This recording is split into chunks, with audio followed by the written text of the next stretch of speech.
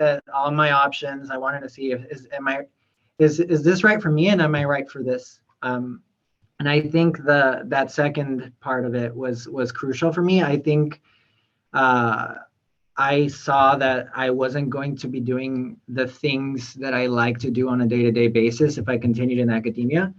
And even though I mentioned this I think at that time it was we were kind of more guided to continue down the path of academia, and I'm so happy that panels like this exist nowadays. I think in such a what it seems like to me, a short amount of time, things are changing.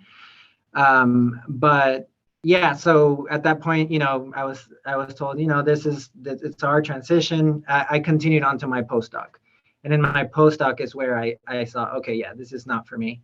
I spent too much time writing for me, too much time writing grants, and not enough time with the people, which I love to I like to have that part of it. And I also didn't do my own analyses at that point, which I like to do. So I like to have that combination of things.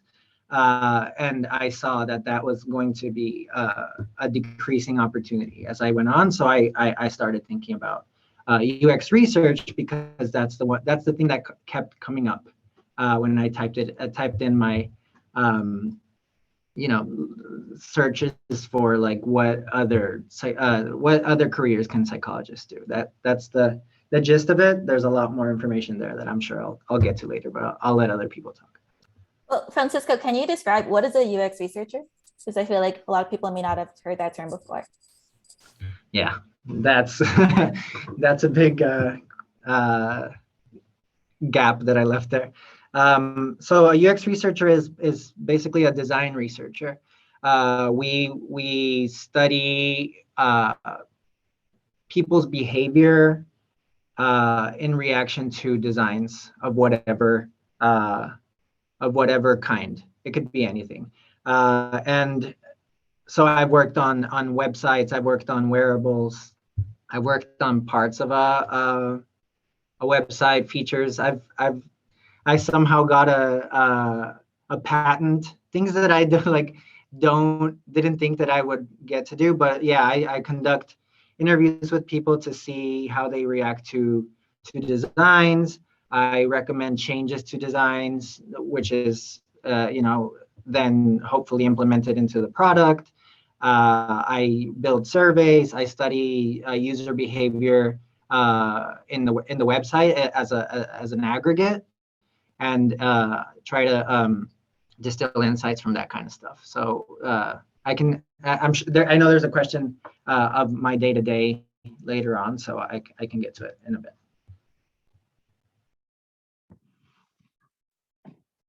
Looks like we have a question from Yonji.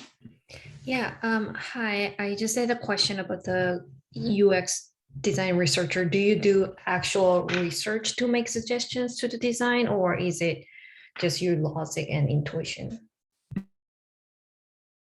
Yeah, I do actual research. I interview people. I do surveys. I do usability studies, which is like a more common thing to do, but there's things that are more controlled. There's experiments that can be done within the system, showing people two versions of the same thing. And I also, analyze populations and how they differ. It can vary in many ways. And there's also variability within UX research. So there's more quantitative components, there's qualitative components. I tend to stay in the middle of it and look at the problem and see what needs to be done to address that problem. Thank you. Lauren, would you like to answer that next? Oh, I guess for the recording, I started the recording, so we're just talking about how our panelists ended up in this career after their PhD and a bit about their story of their educational path and going into their current career. Sure, thanks, Mena. I was the first in my family to go to college, and I really enjoyed science and science classes in undergraduate, but I didn't really realize that being a scientist was a career or an option. So I was a pre-med undergraduate and quickly realized that going to med school was not something that was going to be fulfilling for me. So I kind of got started on pursuing a PhD a little bit later than some people, but not later than everybody. Everyone moves at their own pace. So I graduated undergrad, and I took a year off. And during that year off, it was my first opportunity to really take part in a research project. So I reached out to one of the professors that I had for a behavioral biology class as an undergraduate that I really found interesting and I really enjoyed. And I just said, I don't know what I'm doing with my life. I think I might want to do research. I might want to try to get a PhD, but I don't know what research looks like. And he kind of set me up to work on a project at the American Museum of Natural History, where I collected some morphological data from a bunch of different mammal skeletons up in the collections. And it was definitely for me the time that I spent in that museum, like up in those collections, far away from kind of the exhibits that are open to the public, that I had this sort of light bulb moment where I was like, I could sit up here all day, like with these boxes and all of these scientists, like asking these cool questions. And for me, that was kind of the point that I knew I wanted to get a PhD. So I applied. I didn't get in anywhere my first round because that was my only research experience at the time. And many other people applying had a lot of research experience and some even publications by that stage. So I did a master's first, and then from there I went into my PhD. And then as Francisco mentioned, we all kind of have that moment as we're finishing our dissertation and our PhD where we're like, is this really what I want to do? Or, you know, there's kind of these different roads you can take. And for me, I was always just really focused on finishing and getting the PhD and then kind of worrying about the rest of it later. But I had a really great PhD advisor who encouraged me to just think about what I would like doing afterward if I could just do whatever I wanted. And for me, that was trying to answer some of the questions that I couldn't answer with my dissertation, but that still drove me scientifically. And so that's when I reached out to potential postdoc advisors. And luckily, everyone was really nice and willing to work with me on putting an application together for this NSF postdoctoral fellowship in biology. And so I ended up doing that a little bit before I finished my dissertation. And so I did get that. And for me, I was really grateful and excited to have something once I finished where I could continue doing research and kind of asking the questions that interested me, but filling the gaps that I felt like I couldn't answer with my dissertation. Thanks. Amy, would you like to answer next? Sure. Yeah, so it's really similar. I didn't officially decide to leave academia until my last year of the PhD. And it was just like me making a list of things I enjoy versus things I do not enjoy. So I really liked that I was able to focus on race, and I thought it was really important topics, like who gets promoted in the workplace and how does racism play a role in that, which is really important, but it didn't have any applied aspect. Like I felt like I was doing research, but I wasn't actually helping anyone. Like at best, maybe I would get invited to like do an NPR episode, but I wasn't actually helping anyone. And also like the reality is that there's not a ton of faculty positions out there for professors. Like I haven't checked the jobs wiki recently, but there's just not a ton of faculty jobs out there. And even of the jobs that exist, some of them are going to be more teaching heavy than more research heavy. And I knew for myself, like, I don't really enjoy teaching. Sorry to any of my former students that might be here, but I really prefer research. I really enjoy statistics and I really enjoy math. So then I just, focus on, so for like that skill set, what kind of careers can I have?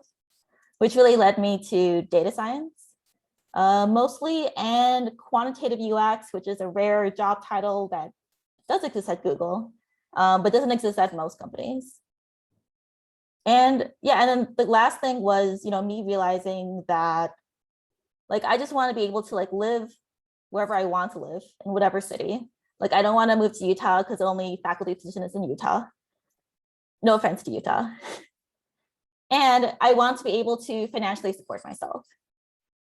So a lot of professors, they don't get paid a ton of money, especially after taxes. And, postdocs get paid even less. And like, I don't have the type of family that can just, pay my rent if I can't pay it. So I want to be able to just be comfortable.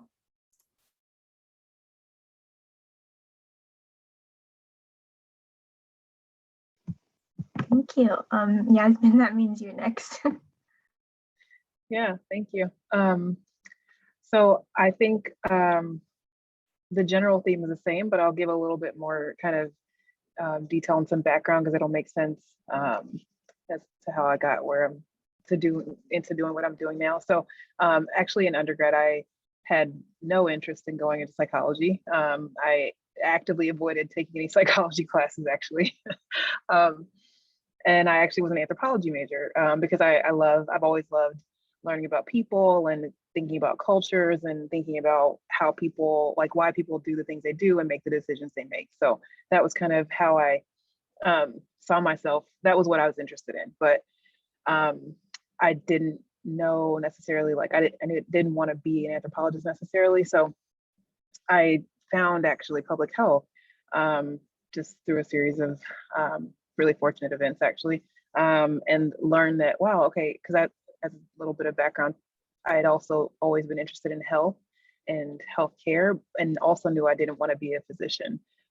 Even before college, I knew that. So when I found public health, it seemed like a really nice way to think about health, and also in the context of like people and thinking about, how do people make the health decisions that they make, and how does that impact health outcomes? So I did an MPH, which was great, and I loved it. And my advisor in that program, advisor and mentor, is actually a psychologist by training, a clinical psychologist, and so that was kind of the way I first got into doing any psychology work. And we were looking at Black men's health essentially, and how people, why there are so many disparities, and what are the things that we can do about that from a public health perspective. And also the work that we were doing was actually very psychologically based. And so that was kind of my first experience in research and thinking about psychology. And I really loved the topic that we were studying. And probably in my second year of our master's program, I was like, yeah, but I don't want to do research. Like, I don't like the idea of just doing the research part, as I love the people part of it. Somewhere along the way, I got so interested in the topic and realized like, this is an area where you can do this work. And so I think I kind of went with that. And after my master's, I took a year to kind of like do a little bit more. I worked at a healthcare technology company in that year, and got to use my public health background, but also felt like I wasn't able to ask the questions or think about the things as much that I wanted to think about. So I think my overwhelming interest in this topic of health disparities kind of led me back to pursuing psychology. I also, after undergrad, had considered teaching, so always been interested in education as well. So I had a lot of interest. That's also a theme in my life. So when I was looking into doctoral programs, I decided that's what I wanted to do. I found CPEP, the Combined Program in Education and Psychology, and that was really a cool program. I felt that allowed people to think about these kinds of things, and looking at like both mental health and education, and I was in a lab where we looked at like Black boys, to education and development, and so it was a really good fit for my interest, and I loved it. And then I was quickly reminded that I didn't want to do research, only research, even though I love the questions and I love the topic and I love thinking about it, I love being in academic spaces. Doing just research wasn't going to be a great fit for me. So that was why I made the transition to the clinical area, because I wanted to also get back to the people part of it. And as I was going through the clinical science program, I discovered pediatric psychology, which is, it's essentially child adolescent psychology in the context of medical settings. So working with children mostly with chronic illnesses and helping to support the mental health and deal with just any kind of concerns, whether it's coping, adjustment, new diagnoses from a mental health perspective in a hospital setting. So that was actually like a really nice melding of all of my interests, right? The working with people and individuals. I love children. Again, the education piece came into play because we think a lot about what is their kind of educational background, and also how does their physical and mental health, how do those things impact their ability to transition back into school after being in a hospital for a long hospitalization, that kind of thing. So it was pediatric psychology was like a perfect fit for me, I felt like. So in the clinical area, before you complete the PhD, you're required to do a 1-year internship, which is a year of full-time clinical work. And so, leading up to that, you do practicum experiences. So you work at different clinical, like whether it's clinics or at the hospital. I worked at Mott Children's in Michigan during my internship or my practicum experiences. So I did that leading up to the end of my PhD, then did the internship at a hospital in Ohio. So I moved to Ohio for that year, and then finished the dissertation and confirmed that I did not only want to do research. That was a really, I think, yeah, like everybody, that was kind of the kicker. And then once I finished the internship and the dissertation, the next step for me was I did a postdoc, but my postdoc, it was a clinical postdoc. So it was in a hospital as well. And it was a year of full-time clinical work. And each of these experiences has had a research component. However, it includes different types of research. It's like clinical services research. It can be QI research. It can be the more traditional kind of like research that I did in grad school. So you really have options in that way. So I did a general fellowship that was in Texas. And then the following year, I actually did a second postdoctoral fellowship, and I specialized in pain, pediatric pain management. So that was, again, kind of just like narrowing my focus just a little bit more. And then after that, I transitioned to a faculty position here at Boston Children's in the general pediatric psychology consultation liaison psychology work, which is essentially, again, working in the hospital and responding to different medical teams' questions and consultations around the mental health of their patients. And that can be patients who come in, again, for any chronic illnesses, any acute kind of traumatic injuries, and also on this service, we also do primary psychiatric admissions. So any patients who come in with severe depression or suicidal ideation or suicide attempts. So that's kind of what I'm doing now and how I got here. Yeah.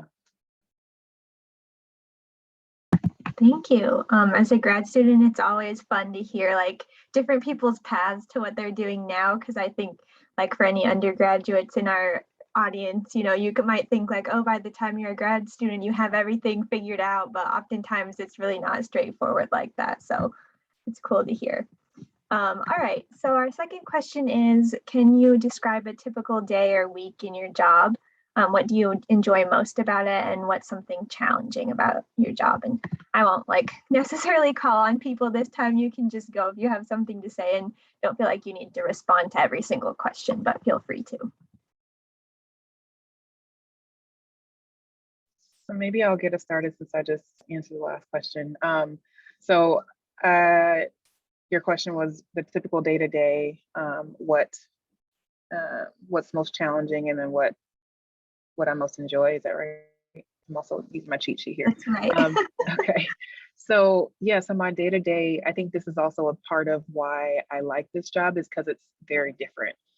So I kind of walk into the hospital not knowing what's going to happen. So we can get consulted for any range of things, like I mentioned before, and my day to day would be just responding to those consults, touching base with medical teams, answering questions that they might have, working with the patient and their families, doing evaluations, doing regular follow-ups and check-ins. With the patients on the floor, we do a lot of collaboration, care coordination with medical teams and also with outside providers if someone has a psychologist who they're working with or a mental health provider.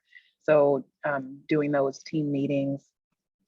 Sometimes we work kind of in the moment with patients too. Let's say this is a patient who is here for some kind of physical injury, is also working with physical therapy or occupational therapy. Sometimes we might co-treat. That doesn't happen as often here, but more often in other settings. So I think that's one part of why I love this job, is because you get to do so many different things and it's different every day. And you work with so many different people and teams and providers and providing support to families at a really difficult time. And when, the hospital is a scary place. Especially if you're a young person who, is a typically developing child, and then all of a sudden your life has changed. So I love being able to be there and supporting children and families in that moment. I think one of the things that, the other thing that is really nice about the job is that we work with trainees. So I mentioned that in psychology, you have to do, in clinical psych, you have to do an internship, and then you can also choose to do a fellowship. So we have interns and fellows who are currently rotating on our service. So I do a lot of teaching in that way. So, and it's mostly like clinical supervision and kind of both on the fly, kind of in vivo and also offline. So like we kind of talk in the moment and then do some check-ins and follow-ups that way. And then also we kind of have sit down times to supervise and work with trainees and do teaching. We also get to teach the medical students because they're also a lot of times new to psychology and still learning what a psychologist is and what we do. So that's also another really cool part of my job. I think one of the hard parts is that it can be a very taxing job and can have a lot of long hours. We can't predict when crises will happen. And so sometimes that means, you're getting ready to pack up your bag and then you have to respond to a page. So I have a pager here. You can see that. I think the hospital is like the only place the pager still exists.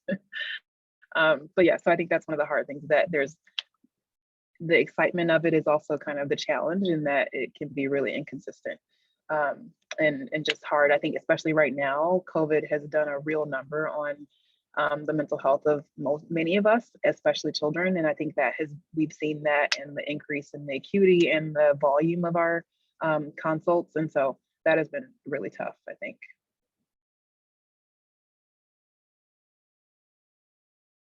I can jump in here and give kind of the academic perspective.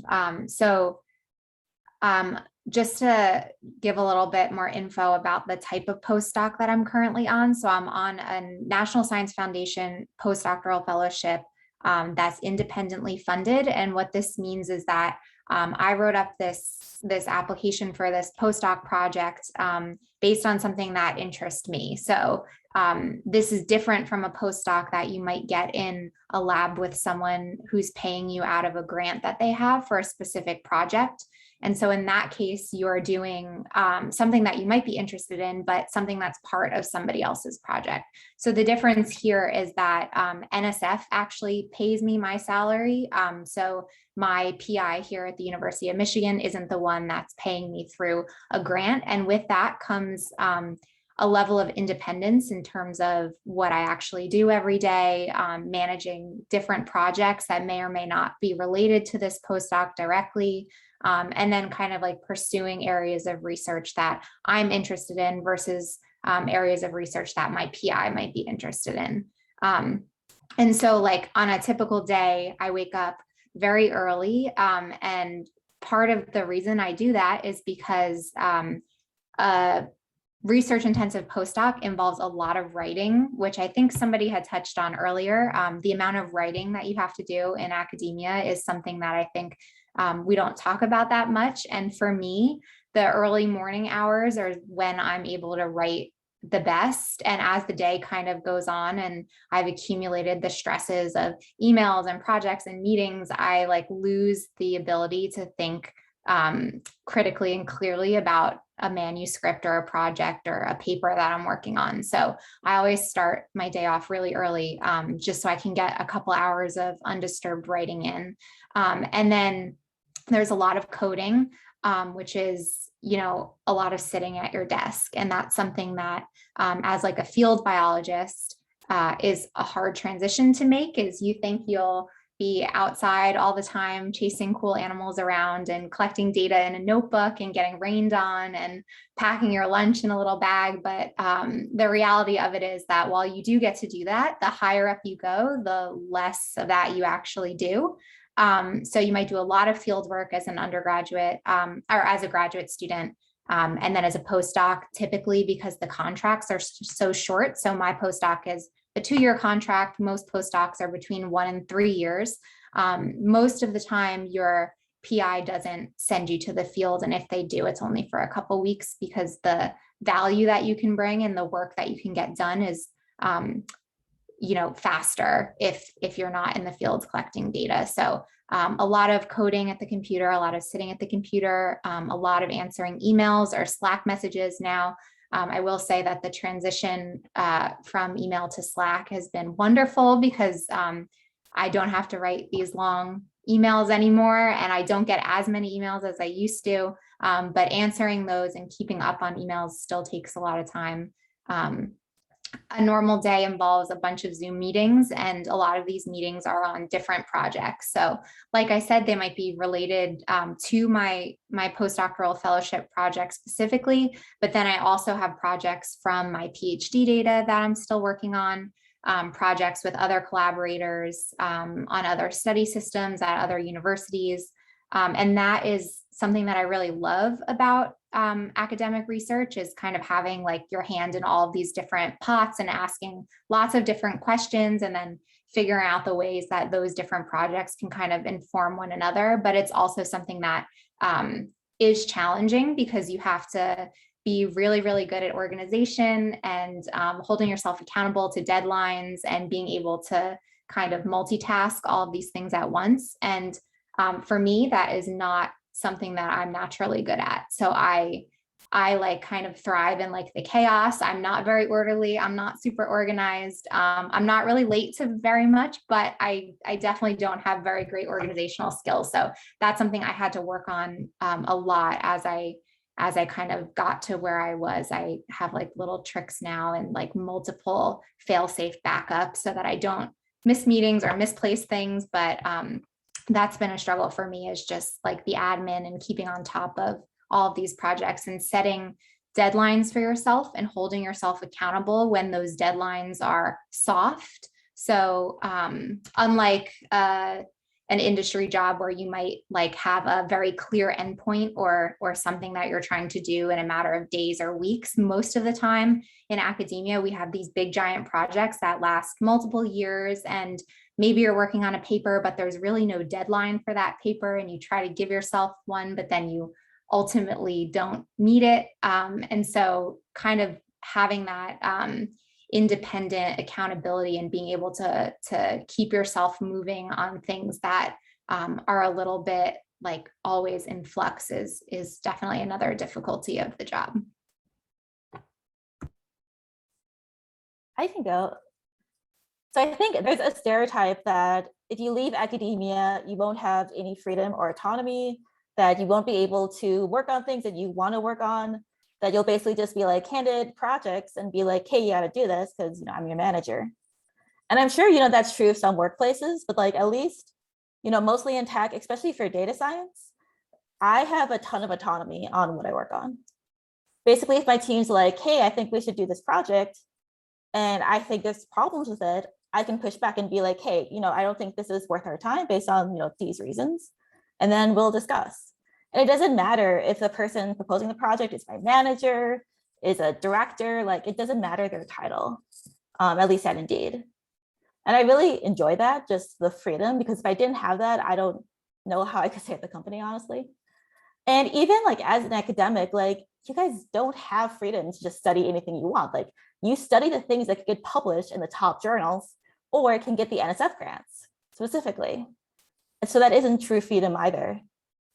So that's one of the things I've been like surprised by and I've enjoyed at Indeed. I also work like 9 to 5 or 10 to 6, like basically whenever I want.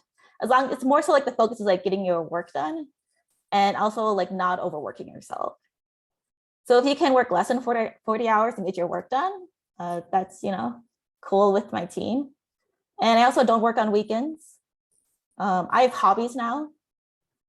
Because in grad school, like I hated the beginning of every semester because like an icebreaker question was always like, what are your hobbies? But like none of us had any hobbies. So it was like the worst icebreaker question ever. But now I have hobbies. So I'm becoming like a whole person. And yeah, I guess something else that's unexpected, like as a data scientist, you're not just like there to like do math and build models. A lot of it is, you know, working with your team, working with a product to determine like, you know, what should we focus on next? Like, what do the users need? And a lot of that is like ideation and less so data modeling. And that more so relies on like your communication skills, your leadership skills, et cetera. Yep. One thing I forgot to mention earlier, I wanted to speak shortly so everyone could have a chance to speak, that the transition from postdoc to academia was pretty challenging, and that learning how to pivot my skills, which were mentioned by Annika earlier, those are all the skills that I still use, but learning how to employ them differently was the big challenge, and learning how to market myself and convey my skills and how they would translate to the work environment. That's the big challenge. And it took some time, and it was a very stressful time, but it paid off, and I'm really happy here. So to segue into why I'm happy, I, like Amy said, big change in terms of what is it that I'm expected to do. The way I would kind of frame it is in terms of what a user experience researcher kind of covers. We either can work on foundational research, which if you're working on in a company that is in product development, like Google, it's thinking about what do people need, what do people do, and how can we shape our product to fit those needs. That's one kind of area that I could be working on that's more proactive and thinking about what might be needed in the future, which then tends to shape strategy. It tends to shape what might be done in the year. It could be on a great grand scheme, or it could be like within a feature, things like that. Or it could be reactive to where if you are, come onto a project when it's already launched, like what can we fix? What needs to be added? What needs to be, or how can we improve it? And so that's you can then conduct research to understand the pain points and the needs of a user. And so I think understanding those two areas can give a good sense of what I may be doing at any point in time. So for example, I work in Google Sheets, the spreadsheet area within the Google Workspace system. And I am currently working on something very relevant to our life nowadays is collaboration and tracking work and just working from anywhere that you can and how to do that the best. So that's one of my focuses. So it's tracking work in this general environment. And then the other part is within Sheets, actual features that we're working on to track work, tracking and organizing. And so I might be working on something that's a long-term project, which long-term here is 3 months, 4 months. Or it might be ongoing, but it kind of has different iterations. Or I might be working on, for example, next week, I have usability testing, which has different rounds, but it serves to, it has a definite ending, and we're hoping to get an understanding of how users might use certain features. The grander focus is a lot more, I like think about, I do a literature review. What do we know? What is known in the field? What are the gaps? Just like we did in academia, and just like one would do in any sort of scientific setup. And then, a next phase of that study might be interviewing people, getting a sense of who does what and how, and then validating that with more quantitative data. And so those projects tend to be a lot more impactful across teams. But you might also have a lot of impact working on reactive projects where you're actually recommending design changes. And instead of recommending strategy, you're recommending, like, well, people are having trouble understanding that flow. They don't know what that means at that point. I would recommend shifting, some sort of like onboarding or like instructions to a different part of the screen, or talking about it in a different way, and that ends up shaping what the user might experience at the end.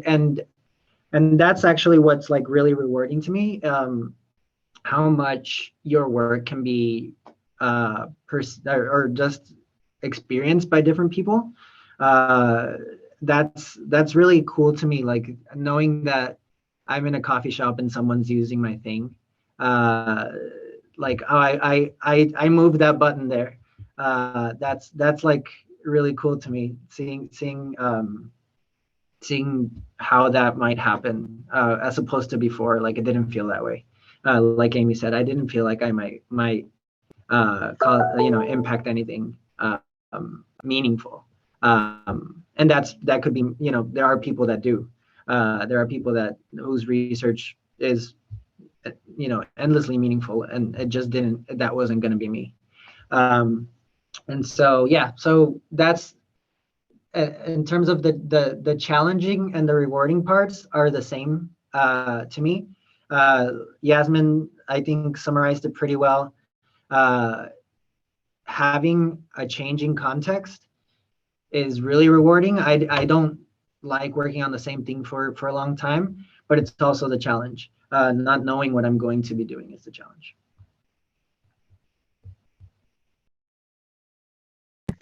Great, thank you. So does all of you have advice for undergraduates who are thinking of continuing on to pursue a PhD?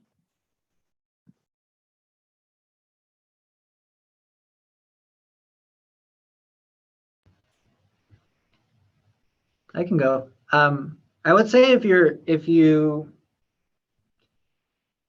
think that a PhD might suit your skills or might help you discover your skills, I think it's a worthy cause. I think if you can find early research opportunities. It'll be great to experience it, to see what you're kind of getting into. Definitely try to get some sort of like informational interviews going as early as you can to really understand what people are doing, what you're doing now. I think it's great. Just being curious and seeing what people do on a day-to-day. And I think it's also like Lauren mentioned, and actually Amy also mentioned it, like the financial aspects of certain things like have to be considered. So for me, I'm also, I come from my parents, didn't go to college. This isn't something that was even in the books, you know what I mean? Like I come from like a tiny town where everyone stays there, and that's kind of what happens. And in Mexico, and so I think considering your future and being realistic about what taking on a PhD might entail. So for me, it was education where I wasn't going to have to pay a ton after college. So it was an opportunity that I felt like even if I don't like it, it's an opportunity. It's something that's no one can take from me, and I'm actually, not gonna be in debt at the end of it from that.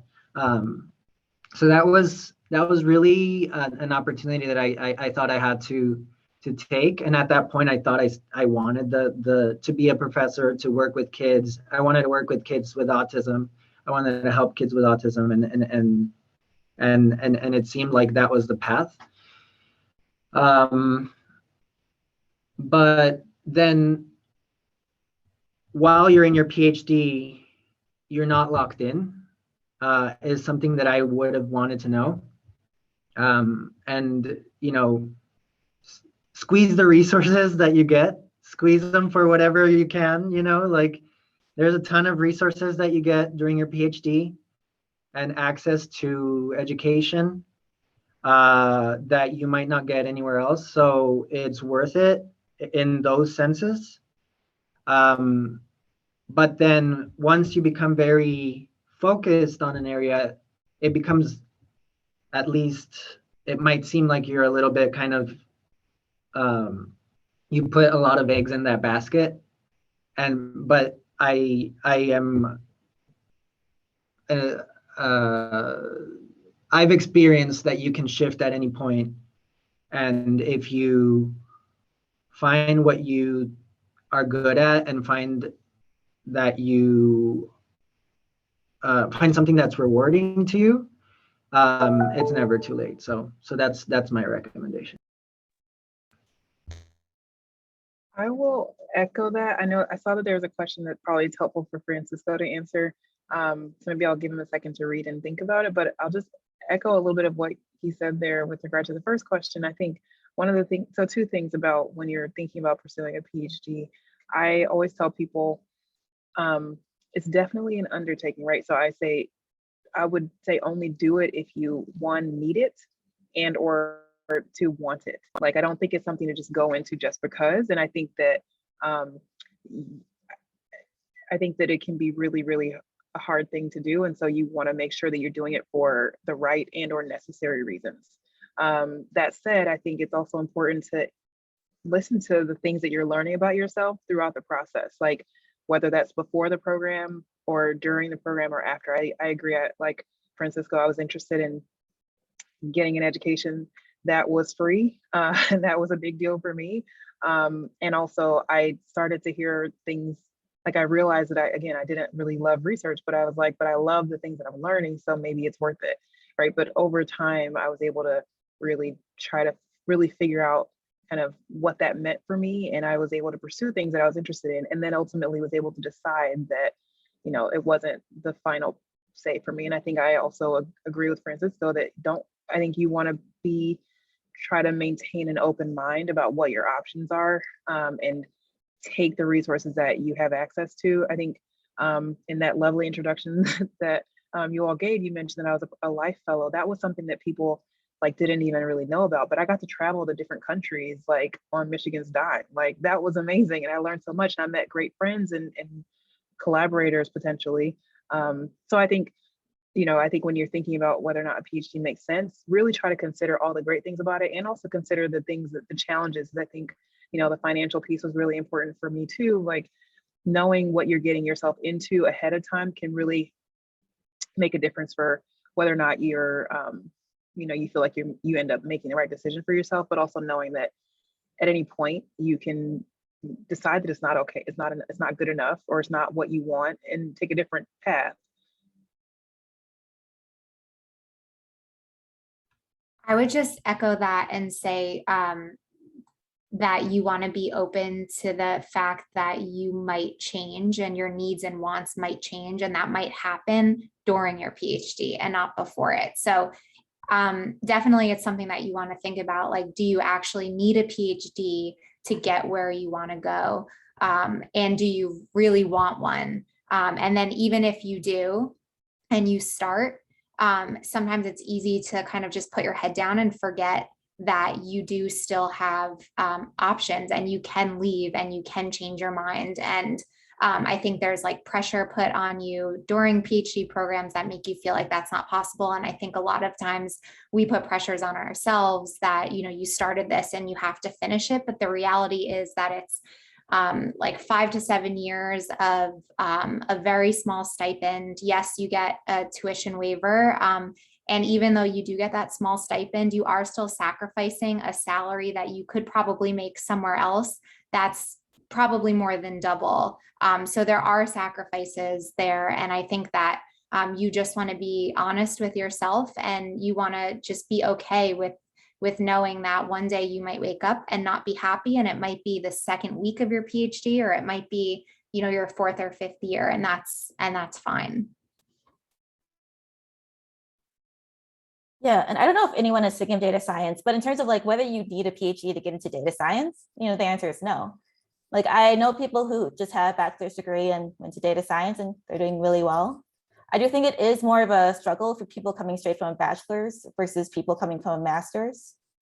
But it's just, something I've noticed. I don't know what it looks like across the board. I think one thing the PhD does well in teaching you is how to really be an independent researcher. Because oftentimes you have your advisor, but you're often like, alone. Like you're like in like the graduate library, like tucked away in one of those like little, like those cell rooms that I used to, I would spend hours there just alone doing research and being independent. And that's a really good skill set, because then when you go to the workplace, then you don't really need someone to like monitor you constantly.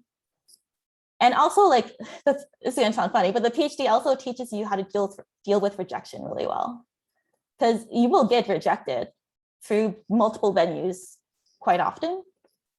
So then dealing with like rejection or negative feedback, like in tech, it's not nearly as bad as like coming from academia. I know next we had a question about what advice you might have for graduate students considering a career in your field.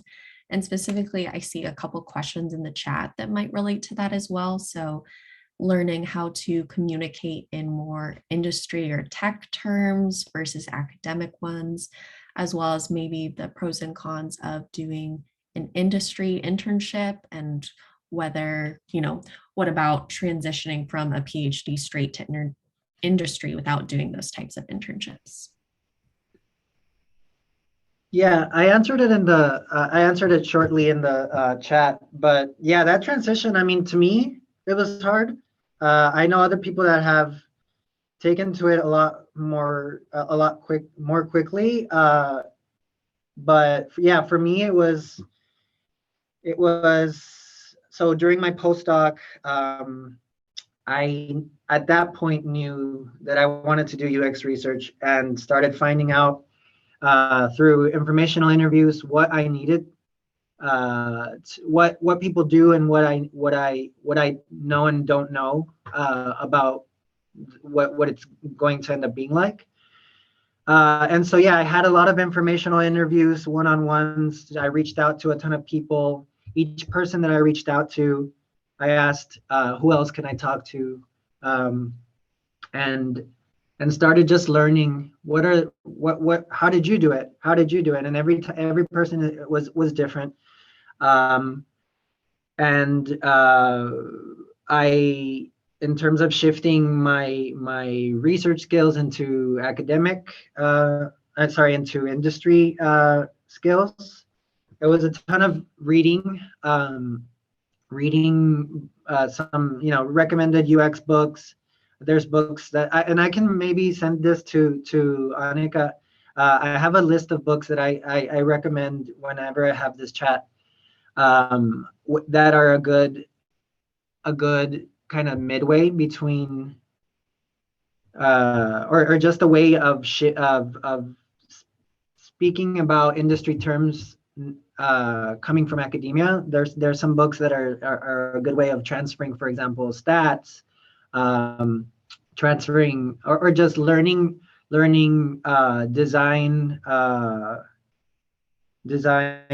principles that I then would use to make my recommendations after learning any insights. I had to learn a lot about that.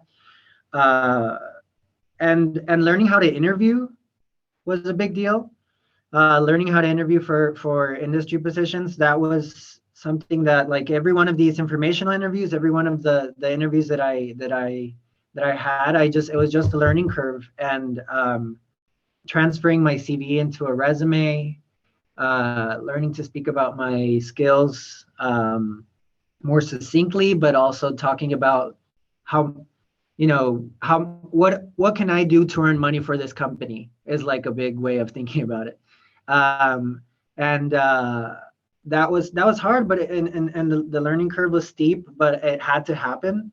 My postdoc was ending. I had a kid on the way. I had to make it happen.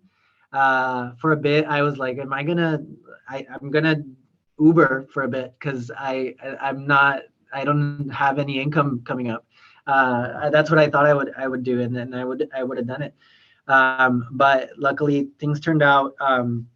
The day that my postdoc ended, I got a job at Alaska Airlines. But this was after months of applying to 15 jobs a day, having interviews as much as I could, and learning from those interviews, and learning what went wrong, where I felt more comfortable. One thing that I really learned was to, like, play to my skills and not try to speak about things that I don't know about that they might want to know. They don't know what I know, and that's as much as I can do. I think that's like one of the biggest lessons, and one of the biggest lessons in terms of interviews, is stick to what you're comfortable and to your expertise. And that kind of thing went a long way. But yeah, it's I've had this conversation, and I can have it for like hours in terms of that transition, but it was challenging, and it's a lot sometimes, but yeah, just apply the skills that you know, and stick to those, and kind of the cliche be yourself type of thing. That's where you're going to be most comfortable and more confident, and that's where I think it's perceived as that way, and that's when the success comes.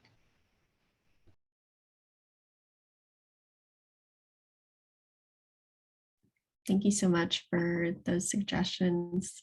Are there any other thoughts about sort of tips for graduate students transitioning to your field, maybe Amy or Yasmin? I mean, for me, it was pretty easy because, like, emotionally, I was just so done with academia. I just couldn't anymore. And the group, the team I was joining, it already had a lot of other people who were also ex-academics. So that made the transition a lot smoother.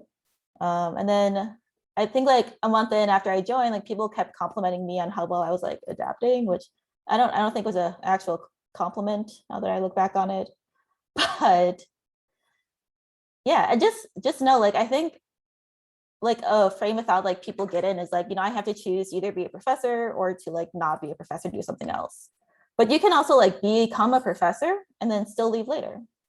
So my team, we just hired someone who did a postdoc at an Ivy League and went to a really good like our Research One university to become a faculty member, went through his tenure clock, got tenured. And then the year after, he's like, I'm done with academia. So now he's a data scientist at Indeed. So like, you don't have to be like, just because I'm a professor now, this is my life forever. Great. Thanks, Amy. Yeah, I don't have a whole lot else to add. I think, yeah, it's super helpful for me even to hear these folks talk about like how they made their transition and like the things that they considered and ways that they, I think what's interesting about it too is that I would say it's pretty consistent, right? This theme of like just again like being yourself, playing to your skills and your strengths, and I think again I go back to what I said before about like listen to those things that you're hearing about yourself from yourself or in the work that you're doing as you're kind of like going through the whatever process you're going through, and really pay attention to that and think about as you're figuring out your next step, right? So a question in the chat was how, advice that I have for folks interested in clinical psych. There are lots of different programs out there. And each different program has like a different focus, right? So some are more research focused. So Michigan's program is heavily research focused, and so they're really training people to be faculty people to be in academia, and I think that's great. It's also not exactly what I wanted. Now it was a good transition for me because I was already at Michigan and it made sense, and I thought maybe because again I wasn't quite ready to listen to myself. I wasn't sure that if I had the choice between like leaving a PhD program and doing something that didn't feel like a great fit, like I would have chosen the latter because I didn't think it was, in my mind, it wasn't okay to leave a program, right? But I hope you hear us say that it is okay because I saw people do that and it was the right choice for them. Anyway, sorry, that's a little bit of a tangent, but the point is there are lots of different programs. So some research focused, some more clinically focused, some that are a better balance of the two. And so I think really doing the research to figure out like, what do I actually want to do? And is there a place that can help me get there? And what is my kind of, what do I see myself doing, even if it's not forever or long term, but like, I think taking the next best step into the thing that makes the most sense for you, I think is the thing that I tried to do throughout my career. And I think that has led me to really interesting, exciting opportunities and helped me find my path a little bit more each time. And I know I talked about leaving a program, but I don't necessarily regret the way things happen. I think it really helps me to like find my path, but knowing that path is not linear, I think is what I hope that you walk away from this session with. Like, doesn't have to always be a straight shot into the thing that you stay in forever. People, like Amy said, people leave even after several years.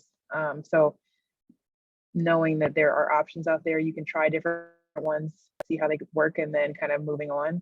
And also pursuing what makes sense for you. And knowing that, like I said, different clinical programs, different folks who are doing different things within those programs. So doing the background research, having conversations, talking to people who are doing it, and being okay with like keeping an open mind about it. Thank you so much. And I'm curious, even going to sort of an academia focused program like University of Michigan, I'm curious, Francisco, Amy, and Yasmin, how were you able to sort of seek out the skills or the resources here at Michigan that did set you up for sort of a role in industry? Were there ways that you were able to sort of take advantage of resources here to build those skills? Or do you have any suggestions about doing that? Yeah, so At Michigan, I didn't do that. And there are resources. I just, I thought linearly, like Yasmin said, that's the path I'm already in. I'm already like, that's what I'm gonna do. You know, that's what everyone's looking for. That's just the next step. But I know that, for example, I forget the exact program, but there's I think it's yeah, I forget the exact program, but there's definitely a UX related program in Michigan, and as a grad student, you have some range of, or like space to kind of look into other classes that you might take. I think, listen, there's advising, um, but advising, at least when I was there, tends to focus on like what would be helpful towards becoming a professor. So if you have certain interests that are available in Michigan, that would be great. I did that as a postdoc. As a postdoc, I found opportunities to take classes at the University of Washington, and I took a class in Python coding. I thought that might be something I wanted to do in terms of data science. I didn't end up going that way, but it ended up becoming a part of my portfolio for some of the first interviews I did. And I also met people that helped me out along the way. And yeah, just learning what's going on in the general university environment that like is along the lines of what I might want to do. Who do they know? Speaking to people and creating a network is really important. And reaching out to people. I know the people that work here and the people that have worked in my previous company. That's all I can speak to. But I know that everyone's like happy to pay it forward and just talk to people that you know, in the way that they would have wanted to talk about things that they would have wanted to know at a certain point in time. And so it's, yeah, just be curious, be proactive, be selfish. That's also something that I would recommend. At the end of the day, you are taking care of you, and whatever else, you know, whatever else, in whatever way you're benefiting someone else, they might recommend it so that you know it fits their you know, agenda or whatever it might be. But think about it in terms of like, what do I want to do, and how is this going to benefit me, and follow that path.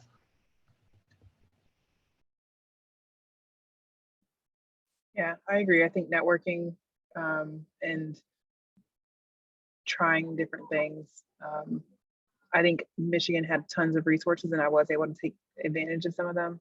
And also, there were things that Michigan didn't have. Like I said, it was really clinically research focused, and so I had to do the work to find, because pediatric psychology is really competitive, and I knew that I didn't have the experiences that I would have needed. So I went out of my way to kind of like gain those experiences and talk to people and meet people. I went to conferences to learn more about what I would need to do to make myself a competitive applicant. So not being afraid to reach out to people, build your network, you know, cold email if you have to, but using resources and then going beyond that as well.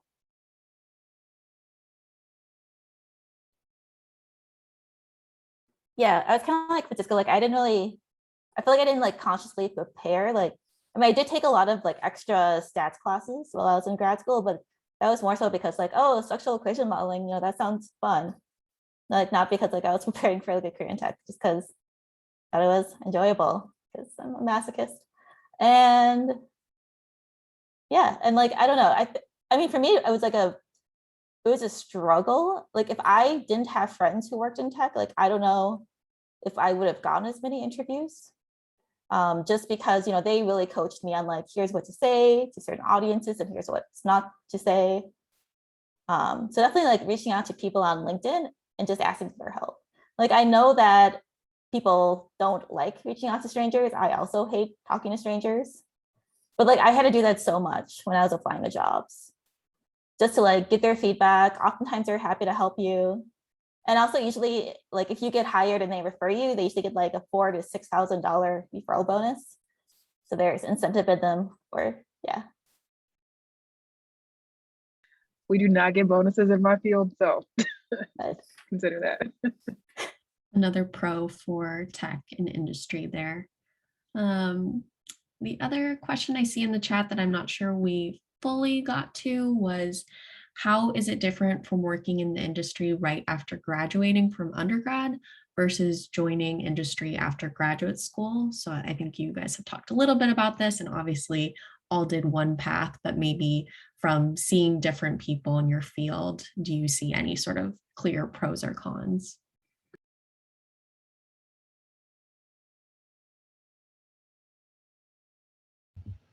So I can speak to that a little. That was one of the challenges when applying. I think at least at that point, I know Amy, for example, like when you come into a company that like knows what to do with people from academia, it's a little easier, but not every company is like that, and more so before. They didn't really, a lot of companies don't know what an academic can do, and they're worried about how your how academic behaviors might translate to industry, and they're worried that you might bring a lot of those behaviors. So you do have to shift to and adapt to this environment. But I would say in terms of yeah, so I would have, like, at that point I would have wanted to have an internship. I wanted to have, you know, have something on my resume that I can speak to and say, like, I know how to do this, because at that point a lot of it was theoretical. But the benefit, I think, is that once you come into to an industry position, like Amy said, you have these like very unique and like these unique skills that were honed over time to this very specific kind of way of studying and thinking, that I think help someone adapt a lot better to a ton of different environments and questions, and to approach each question as like, how can I answer this best with whatever method, as opposed to, I think a lot of what I see when someone came in from undergrad and started from an assistant UX researcher, they learn the methods and they know those methods, and that's it. And they don't have that breadth or that capability of saying, I don't know that skill, but I can learn it because I know that's what I need to answer this question. And I think that's where coming from academia, I think, has benefited me. Great, thank you so much. Amy, did you have anything to add on to that? Yasmin, I'm not sure what variety of degrees you work with, but are there any other thoughts on that? is the main question about joining as a undergrad versus the PhD? Yeah, I know you also briefly mentioned like master's versus undergrad. So if you want to talk about any of those differences, that would be great. Yeah, I don't see a ton of differences between the master's and the PhD candidates. You know, I think it's similar to what Francisco mentioned. Like a lot of, PhD students are worried that they'll be like overqualified for a role. And I don't think you ever, well, in most cases, for like UX research and for data science, I don't think the fear is that you'll be overqualified. I think the fear is like they're going to see you and they'll be like, why did it take you 5 years to do one research project? So really being able to communicate like, hey, it wasn't just one research project. I had to do like all these other studies to get to this point. And I had to set, all these small goals for myself in order to get to this endpoint. And really focus on it from that perspective versus like it took me 5 years and here's one paper. Because I think the fear is that some PhD candidates, it'll be difficult for them to set business priorities, to communicate with stakeholders, etc.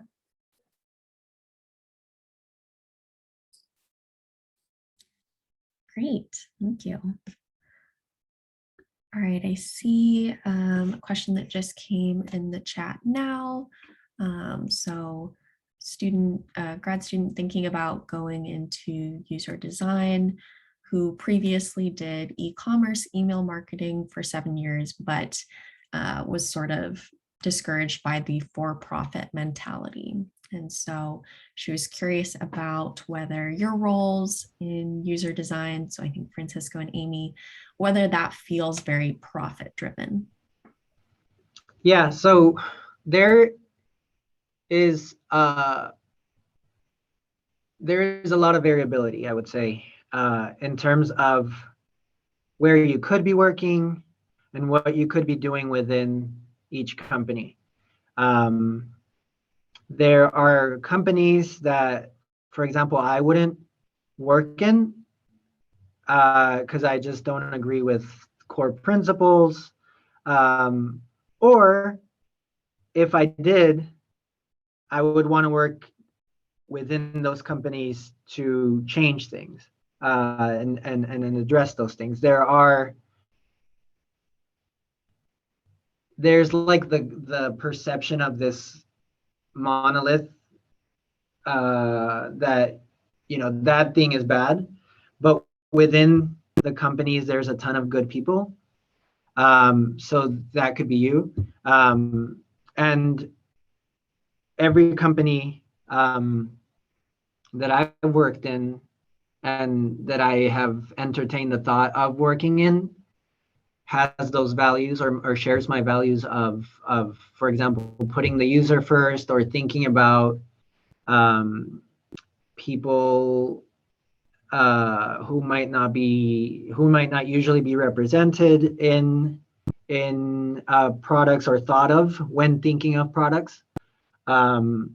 So I feel comfortable, for example, working with Google Sheets because it's widely available. It's helpful in a ton of cases that like emergency cases where people need a ton of information, and it just democratizes information. But there's other branches of Google that I might not feel as comfortable working in because I don't feel like, as of now, they are causing the impact that I would want them to be. But then I think as I grow in my career, I feel like I might go towards those opportunities to hopefully impact, because I think at the end of the day you do have to consider that financial part of it.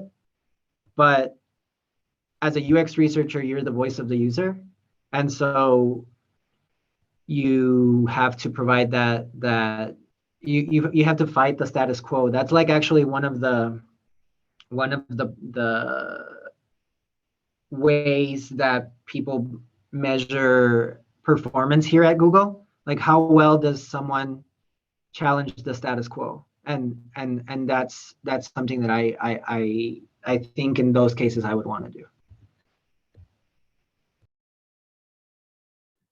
Great. I see, Amy, that you linked a lot of resources from what you've been talking about in your job search and transition. So thank you so much for that. Do you have any other sort of tips that you wanted to share or reflections on your role? Yeah, and also my doc is super specific to like specifically tech, and then specifically like roles related to like data science, data analytics, because I didn't interview for any of the UX researcher roles, mainly because they wouldn't call me back because I don't have any qualitative skills, which makes sense in retrospect. And also, I think something that people don't realize is that, especially in a place like Michigan, there's the perception that qualitative research isn't as good as quantitative research. But oftentimes in industry, like the UX researchers get paid, just as much as data scientists, which I think is great. So I don't really see like that same divide in industry, like not to the same extent as I saw it in academia. Great, that's super helpful. I see we're running out of a bit of time, but Lauren, I see there's a question for you. So we've talked a lot about networking broadly, but if there are specific tips you use to sort of find potential mentors to write your NSF postdoc application with, or any other networking tips from any of the other panelists. Yeah, so there's a couple of different strategies you can use to find a potential postdoc mentor. This probably applies a little bit too for a PhD mentor. The first is asking your current advisor or people that you trust or your colleagues if they have any recommendations, who they think might be good to work with. The second is to just look people up and ask the person whose research interests either align with yours or whose research program really excites you. And the third is to just send out emails.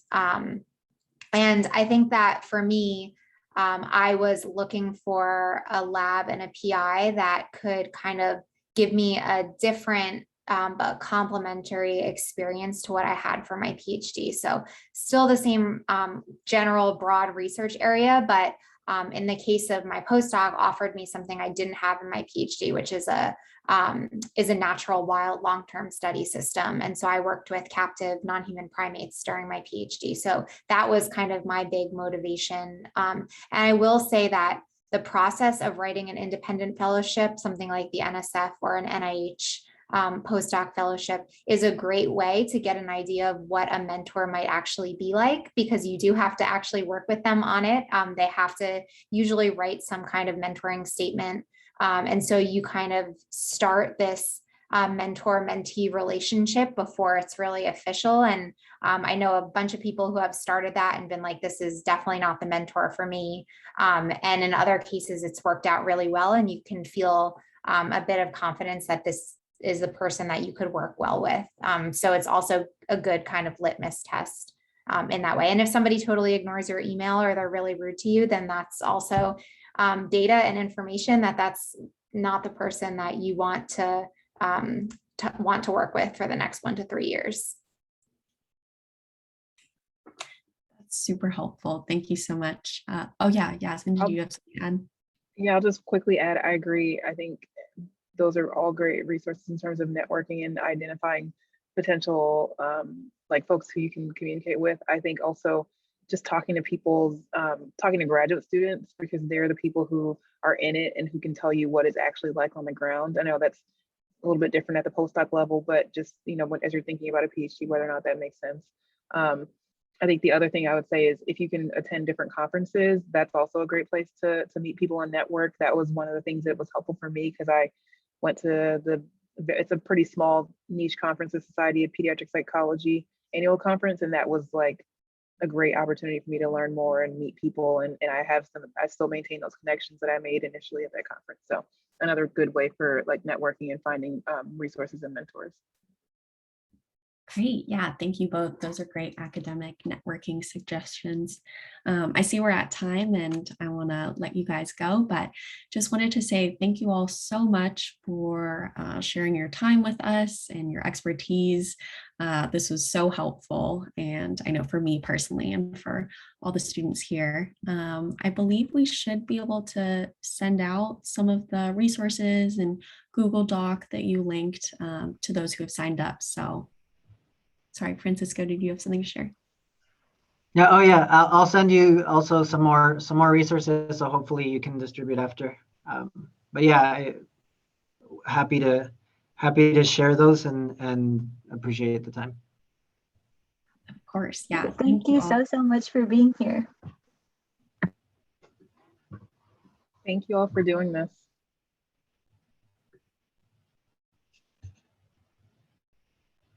See you later. And also feel free to reach out over LinkedIn or email if you have any other yeah. questions.